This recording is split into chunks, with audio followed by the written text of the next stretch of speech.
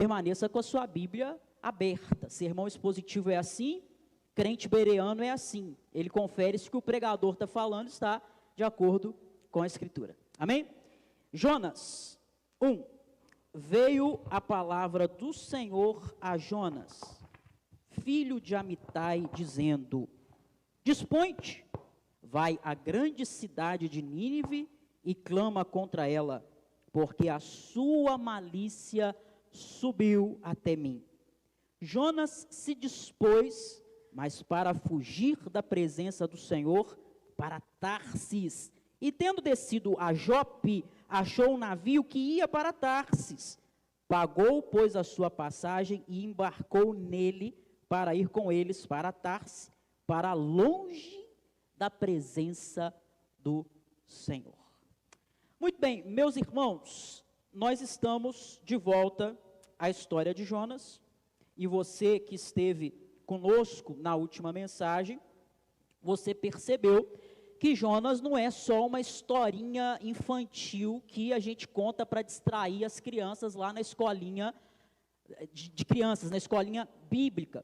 Não é um conto de fadas, não é uma história fictícia, muito longe disso. Jonas é um livro com um relato extremamente profundo, é a palavra de Deus inspirada para nós. Na última mensagem, nós exploramos aqui vários pontos introdutórios, como, por exemplo, quem é Jonas. Nós vimos aqui, entendemos que ele é o profeta sui generis, ele é diferente de todos os outros, ele é meio esquisito até, não é? Jonas é muito diferente. E nós vimos aqui muitas questões relacionadas ao profeta, vimos o significado do seu nome, Jonas, mas alguém disse que deveria ser gavião, porque Jonas, ao invés de pomba, o significado de Jonas deveria ser gavião, porque a pomba é o símbolo da paz, mas Jonas é o símbolo de alguém que não está em paz, é o contrário disso, né? E nós vimos aqui que eu e você somos Jonas. No final das contas, a gente não quer admitir, talvez você queira ser mais parecido com Daniel, com Jeremias, não é? Com algum outro profeta, mas ao final das contas você, acredite nisso, você é Jonas também. Nós falamos aqui sobre um homem frustrado com o sucesso da sua própria missão. Ele é o único pregador que prega, a pregação dele é um sucesso, é bem sucedida, e ele fica deprimido, ele não gosta disso, ele fica chateado com isso. E vimos ainda que, ao contrário do que ouvimos em muitas pregações, o protagonista desse livro não é o grande peixe. Às vezes vemos uma mensagem inteira focada no peixe que engoliu Jonas. Aí você fala, não, irmão, é claro que não é o peixe, o protagonista é Jonas. Afinal de contas, o livro próprio leva o seu nome, Jonas.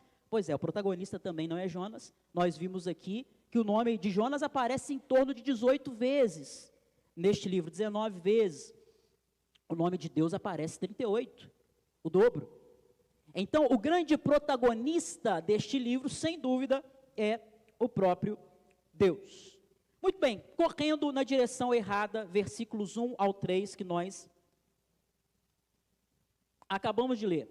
Hoje nós vamos avançar. Vamos abrir a história e mergulhar mais fundo.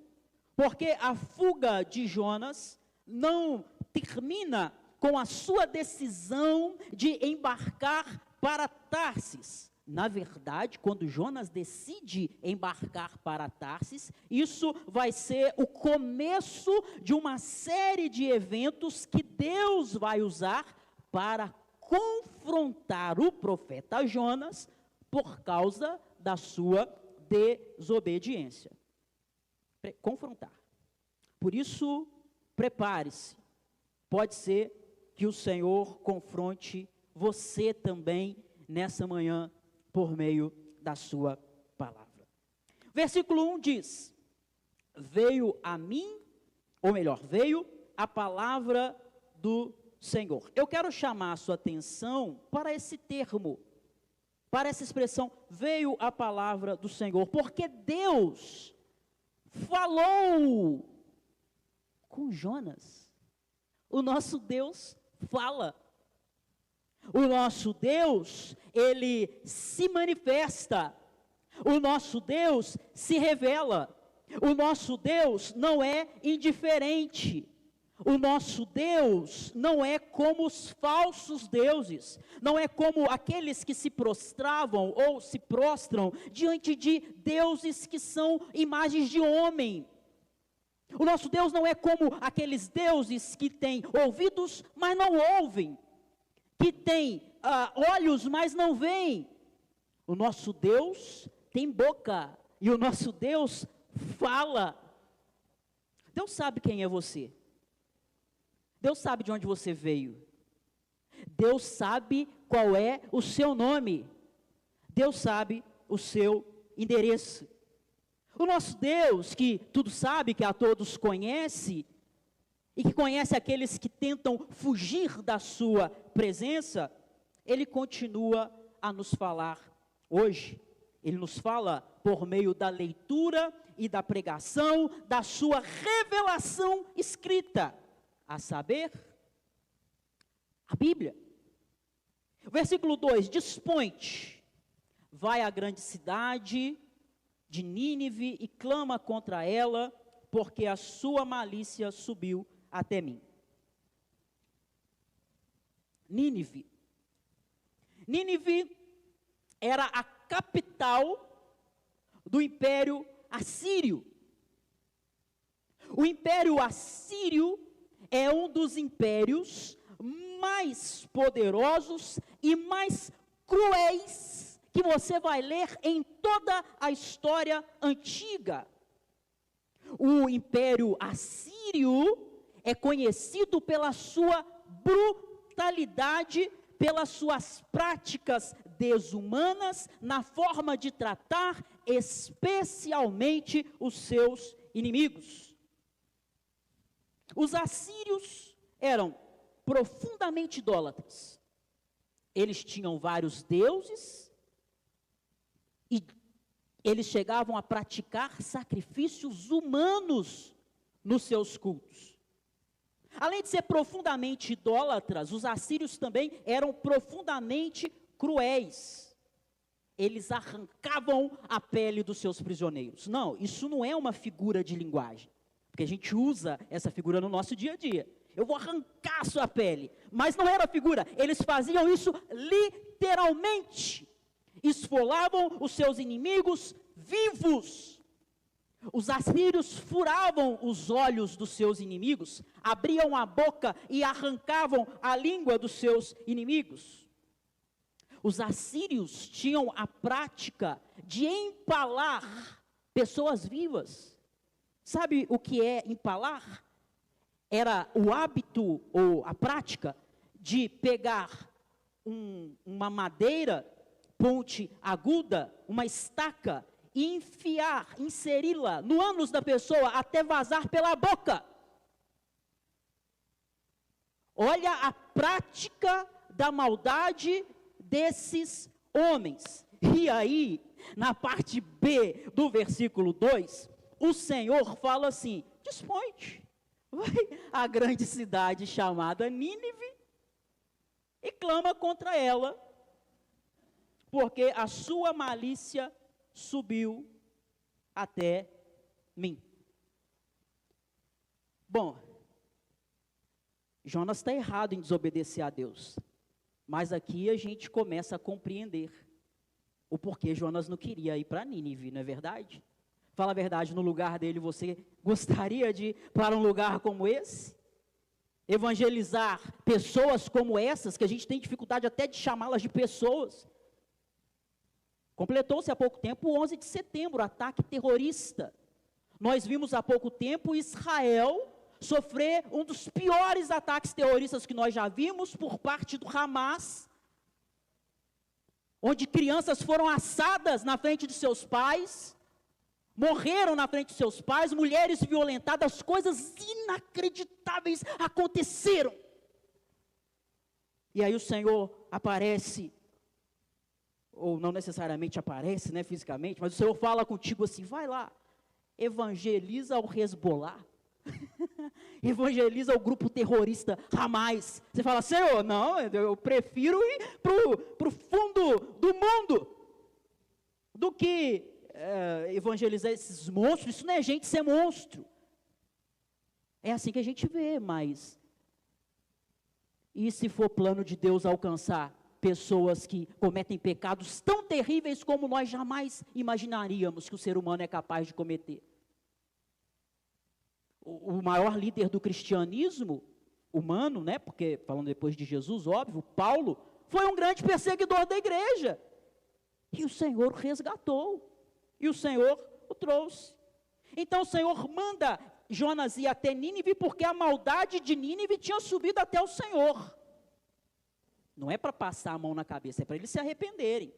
Mas se eles se arrependerem, Deus os salvaria. Deus manifestaria a graça. E aí Jonas fica preocupado, ele não quer.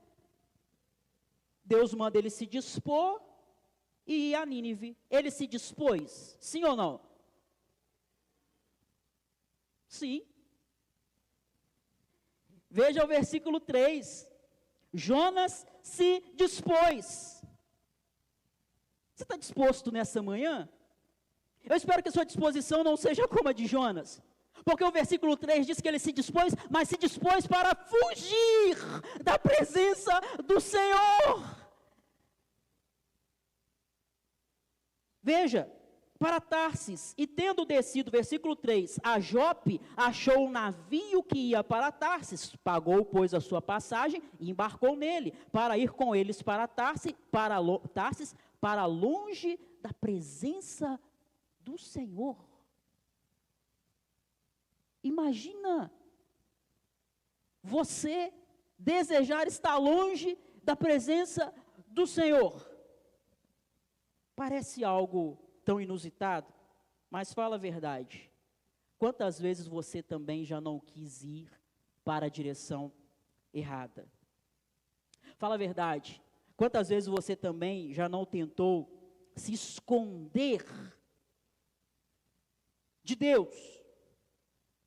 Quantas vezes Deus não apontou um lado para você, mas o seu coração teimoso insiste em te levar para o lado oposto daquilo que é a vontade e o querer de Deus? Quantas vezes você, assim como Jonas, escolheu o caminho que parecia mais fácil? Aquele caminho que afasta você dos problemas. Mas na verdade, o caminho que você escolheu parece fácil, mas é um caminho onde você vai se encontrar com a tempestade. Quantas vezes você fugiu da vontade de Deus para a sua vida? Como disse aqui semana passada, seja algo simples que Deus espera de você, como por exemplo, perdoar alguém.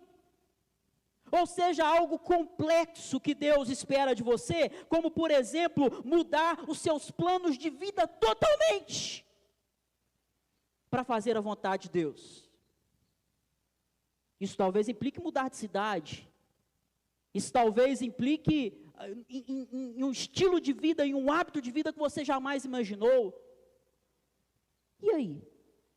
A verdade, irmãos, se nós formos sinceros, é que assim como Jonas, todos nós temos as nossas Tarsis. O que é a sua Tarsis? A sua Tarsis é aquele lugar para onde você vai quando você quer se esconder de Deus. É aquele lugar onde você quer se refugiar. É um lugar de fuga. Mas de fuga de uma vontade que é alinhada com a vontade de Deus.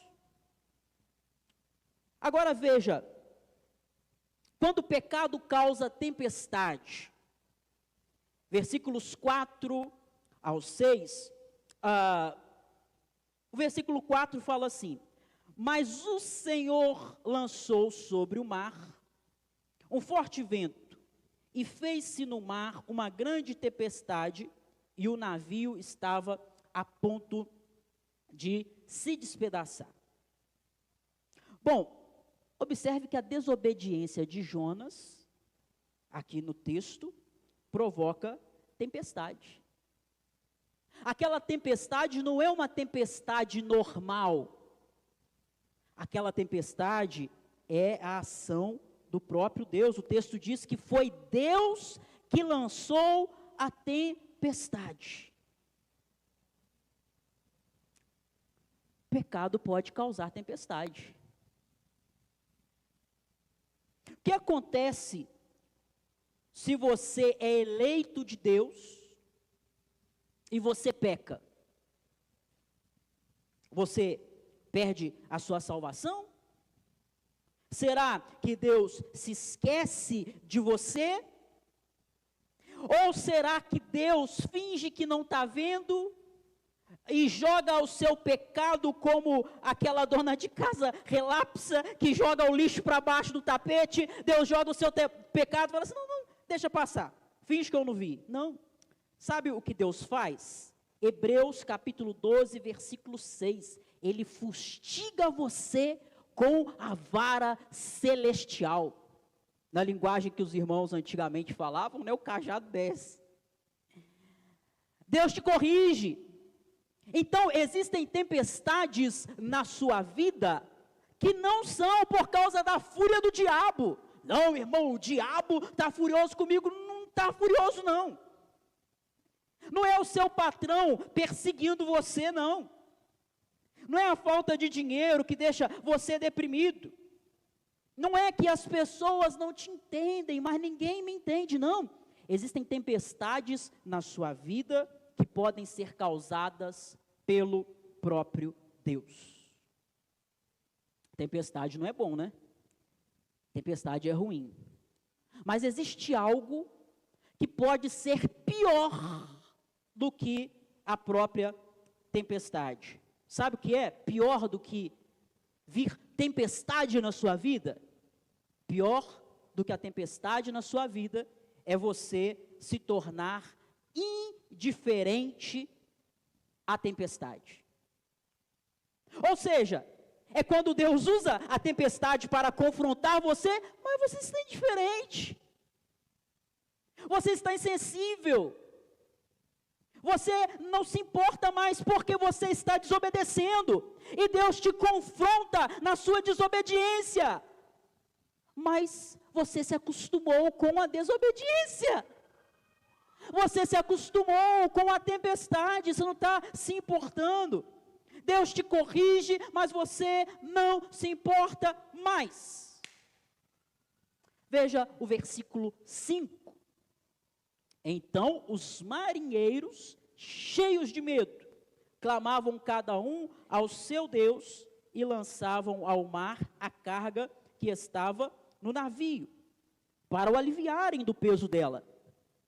Jonas, porém, havia descido ao porão e se deitado. Não apenas isso, olha o que diz o final do texto. E dormia profundamente, como diria o seu altivo. Jonas está dormindo. O navio vai afundar e Jonas não está nem aí, ele está dormindo. A vida dele está por um triz, está por um fio, mas ele está totalmente indiferente. Ele não está se importando. E você?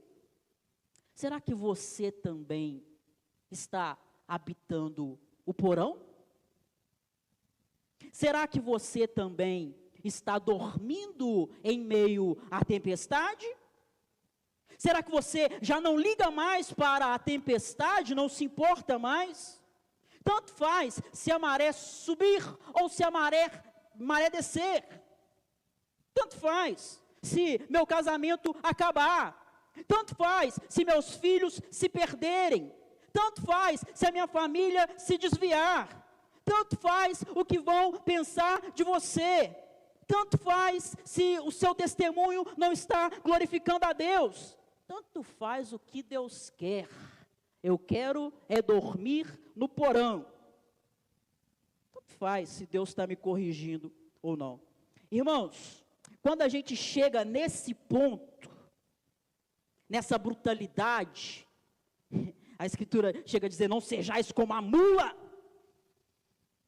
Tem gente que age animalescamente, emburrecido, embrutecido, endurecido, coração fechado, cauterizado, consciência cauterizada.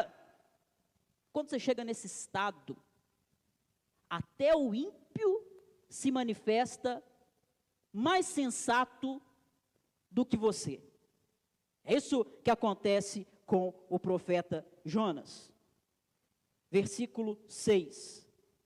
Chegou-se a ele o mestre do navio e lhe disse, que se passa contigo? Agarrado no sono? Levanta-te e invoca o teu Deus. Talvez assim esse Deus se lembre de nós, para que não pereçamos. Você fala que confia em Jesus, irmão? Irmã, mas você está no porão da indiferença? Dormindo em meio à tempestade? Aí o ímpio se levanta e fala assim, levanta e invoca o seu Deus.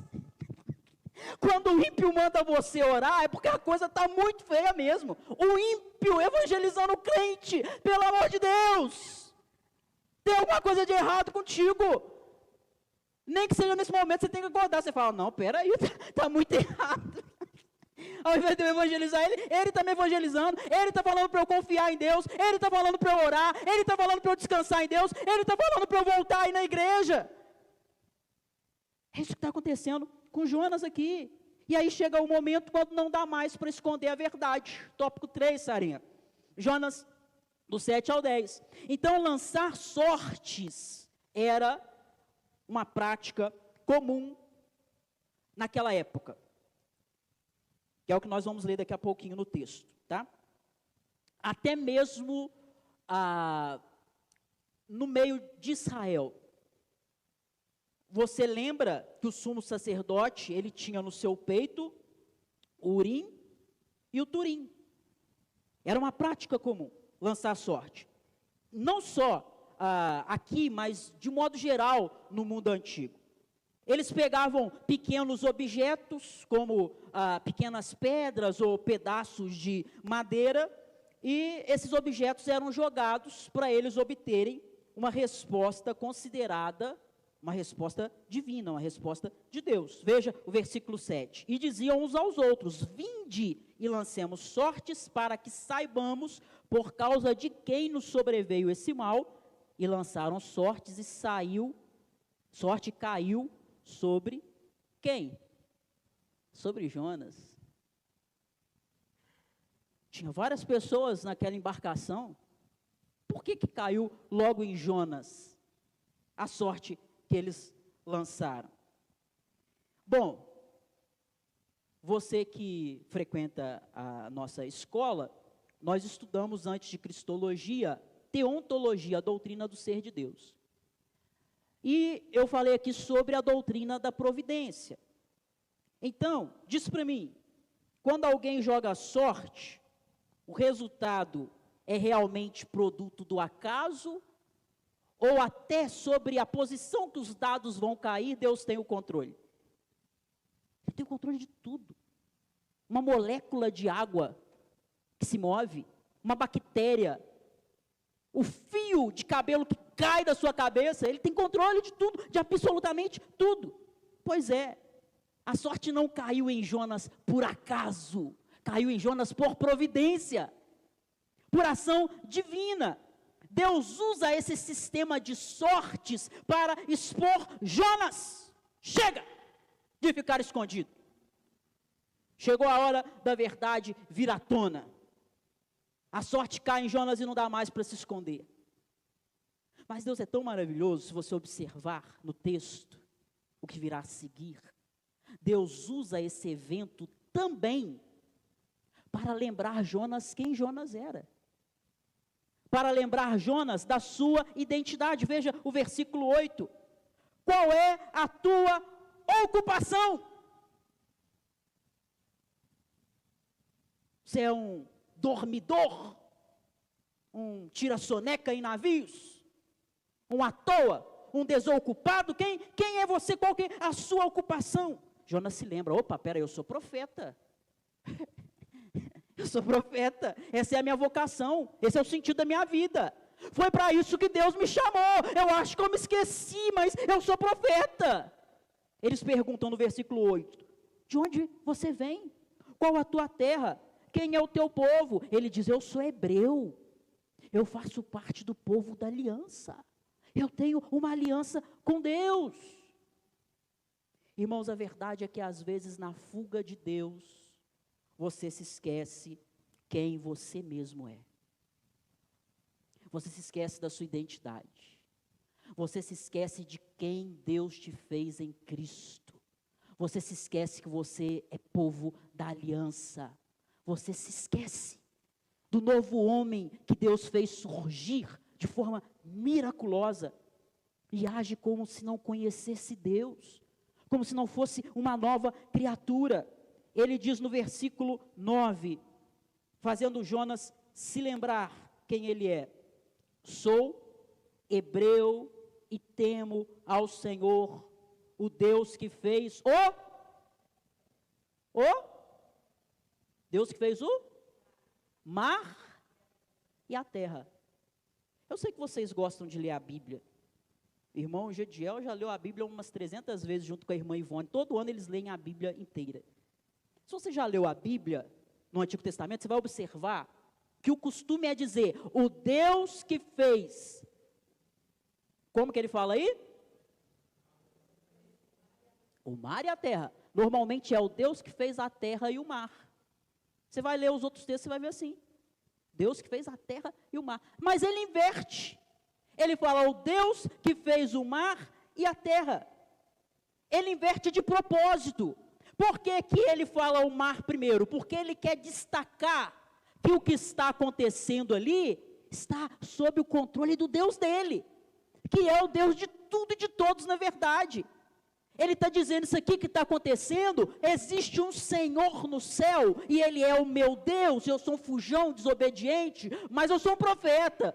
Eu estou fugindo, mas eu sou um profeta, eu sei quem eu sou, e eu sei quem Ele é, e quem está fazendo isso tudo aqui, é Ele. Não é nenhum Deus nervoso, não adianta vocês ficarem sacrificando para tudo enquanto é Deus, porque quem é o Deus dos deuses, minúsculos, o Deus verdadeiro, é o meu Deus. Ele criou o mar, Ele criou tudo, e o mar obedece à voz dele. Esses homens estavam acostumados com tempestade, eles eram marinheiros experientes, mas eles estão vendo algo que eles nunca viram antes, eles ficam assustados, e Jonas fala assim, isso aí é a mão do meu Deus. Olha o que acontece no versículo 10. Então os homens ficaram possuídos de grande temor. E disseram, que é isto que fizeste? Pois sabiam os homens que ele fugia da presença do Senhor, porque lhe havia declarado. Até os marinheiros ímpios perceberam que o que Jonas estava fazendo era uma grande loucura. Até os homens que não conheciam a Deus, eles estão entendendo que não dá para fugir do Deus Todo-Poderoso. Não dá para você esconder de Deus. Quando você peca, Adão fez isso. Tive medo, Senhor, e me escondi.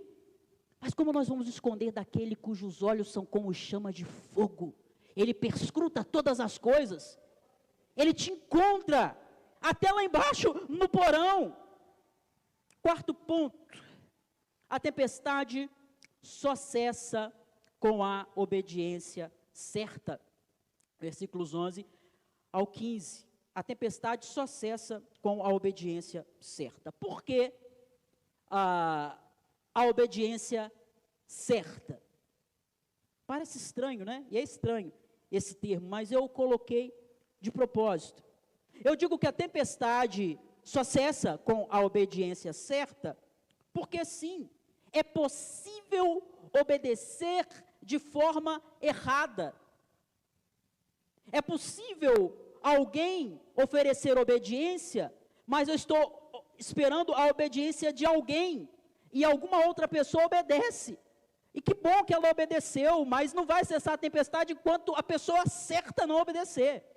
É como um pai que tem um filho rebelde e um filho bonzinho. E o filho bonzinho, não papai, tudo bem, estou obedecendo. E o pai fala assim, não, mas esse seu irmão é desobediente, que tem que obedecer também. Que bom, meu filho, que você está obedecendo. Mas ele tem que obedecer.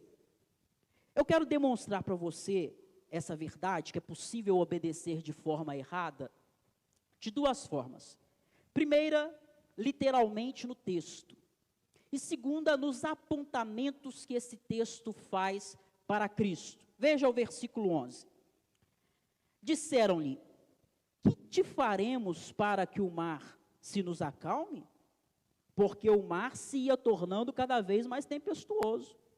Respondeu-lhes, tomai-me e lançai-me ao mar, e o mar se aquietará, porque eu sei que por minha causa vos sobreveio esta grande tempestade. Entretanto, os homens remavam, esforçando-se para alcançar a terra, mas não podiam, porquanto o mar se ia tornando cada vez mais tempestuoso contra eles. Então clamaram ao Senhor e disseram, Senhor, rogamos-te que não pereçamos por causa da vida deste homem, e não faças cair sobre nós este sangue, quanto a nós, inocente, porque tu, Senhor, fizeste como te aprouve. O meio para eles serem salvos da tempestade foi ditado por quem? Foi dado por quem? Por Deus.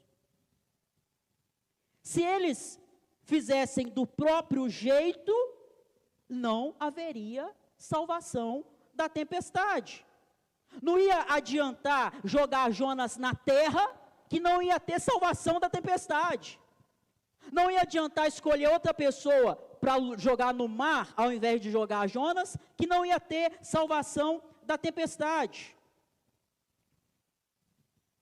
Você já tentou ser salvo pela sua obediência, não é? Obediência errada. Porque Deus te fez entender que você não pode ser salvo pela sua obediência, que você só é salvo pela obediência de Jesus. Você já tentou ser salvo pela sua obra, mas Deus te fez entender que você não pode ser salvo pela sua obra, você só pode ser salvo pela obra de Jesus. Você já tentou fazer muitos sacrifícios para ser salvo, ir no monte, pagar o preço, como diz o louvor lá, eu estou pagando o preço para entrar no céu. Mas quando você lê a Bíblia, você descobre que isso é uma heresia, porque não dá para você pagar o preço, não dá para você se sacrificar para entrar no céu. Você não é salvo pelo seu sacrifício, você é salvo pelo sacrifício de Jesus. Só a obediência correta produz salvação, e mais do que isso, só a obediência, o sacrifício e a obra da pessoa correta produz a salvação. Mesmo que você morresse pelos seus pecados, você não seria capaz de pagar com a sua morte todos os seus pecados e toda a hediondez dos seus pecados. Quinto e último ponto: tempestade. O caminho de Deus para o testemunho de Jonas. Jonas,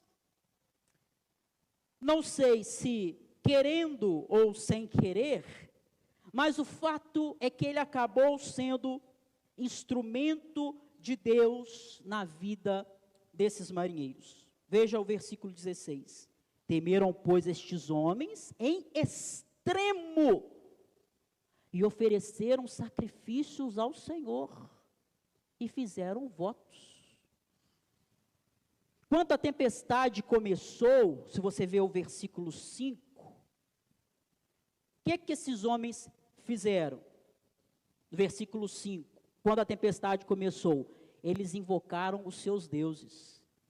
Mas agora no versículo 14, o que esses homens fazem? Eles invocam o Deus verdadeiro. Eles invocam o Deus de Jonas. Houve uma transformação na vida daqueles homens. No começo, eles temeram a tempestade, mas agora eles temem o Senhor da tempestade. As tempestades, irmão, irmã, da nossa vida, podem servir de testemunho para os ímpios. As tempestades que se apresentam na sua vida podem servir de testemunho para quem está ao seu redor, não sendo apenas uma forma de Deus trabalhar em você, mas também por meio de você. Por fim, Jonas é precipitado ao mar, mas não no fundo do mar. Ele não vai morrer no mar, porque o Senhor vai mandar, por assim dizer, um submarino orgânico, um submarino vivo. Veja o versículo 17. Deparou o Senhor um grande peixe para que tragasse a Jonas. E esteve Jonas 3 dias e 3 noites no ventre do peixe. É sobre isso que nós vamos falar semana que vem.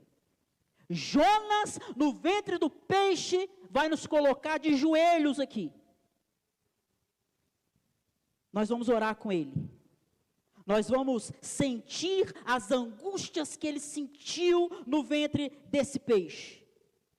Nós vamos ver como Deus trabalhou em Jonas e como Deus trabalha em nós. Vamos orar? Você que pode, esteja de pé.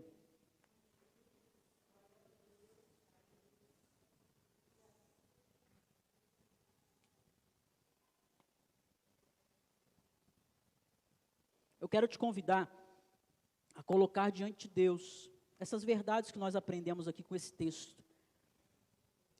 Naquilo que você se identifica com o profeta Jonas, naquilo que Deus, por meio do seu Espírito Santo, tenha quebrantado o seu coração e conduzido você ao arrependimento e à percepção da sua pecaminosidade, do seu distanciamento de Deus. Esse é o momento para você colocar-se diante do Senhor em arrependimento. Senhor, obrigado porque Tu és um Deus que fala. Nós podemos Te ouvir, podemos ouvir a Tua voz.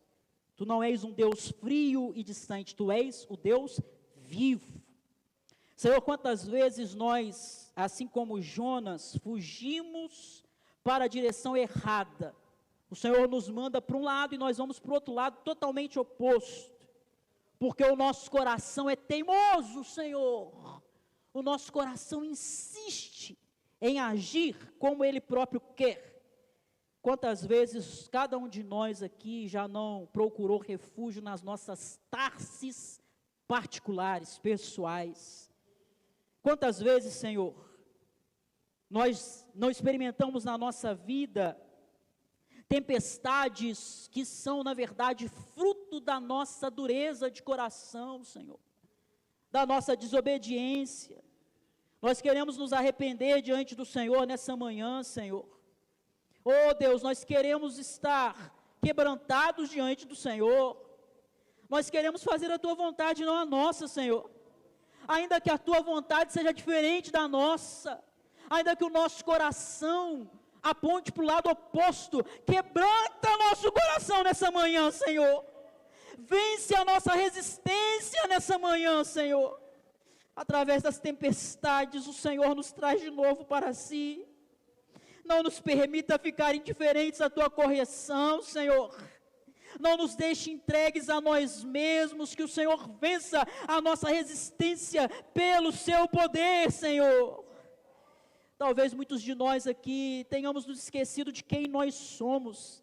Estejamos vivendo como se nós não Te conhecêssemos, como se não fôssemos povo da aliança, como se não fôssemos eleitos do Senhor, como se não fôssemos escolhidos do Senhor, como se não tivéssemos sido comprados pelo precioso sangue de Jesus. Nos faz lembrar nesta manhã novamente quem nós somos em Jesus, o propósito da nossa existência, o sentido da nossa vida, Senhor, para que por meio da nossa vida, assim como aconteceu com Jonas, não apenas nós experimentemos a transformação do Senhor nas tempestades, mas que por meio da nossa vida e das nossas tempestades, os que estão ao nosso redor possam chegar ao conhecimento do Senhor. Nos ajuda a testemunhar, Senhor, mesmo em meio às aflições, e que as pessoas vejam a Tua mão agindo em tudo nas nossas vidas, mesmo nos momentos de correção, mesmo nos momentos difíceis, que tudo em nós, todo o processo pelo qual passarmos, tudo aquilo que nós vivermos, que tudo aponte para Ti, que tudo redunde em glória ao Teu nome, que tudo faça o nome de Jesus ser glorificado e engrandecido na nossa vida. Nós te pedimos isso no nome do Senhor. Amém.